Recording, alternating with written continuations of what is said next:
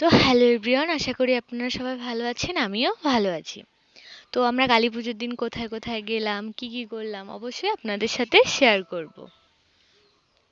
তো আমরা বাধাল থেকে একটু ঘোরাঘুরি করে সেখানে মাকে দেখলাম, প্রণাম করলাম, একটু ছবি তুললাম। তারপর এই সাইডে আবার কনসার্ট হচ্ছিল, ছোট ছোট বাচ্চারা গান গাচ্ছিল। তারপর বাইরে থেকে অনেক শিল্পী আসছে, তাদের কনসার্ট দেখে ওখান থেকে বেরিয়ে পড়লাম।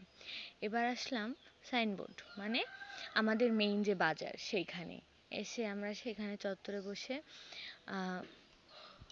সবাই মিলে চটপটি খেলাম, তারপর কিছু সময় গল্প দিলাম, এই আর কি।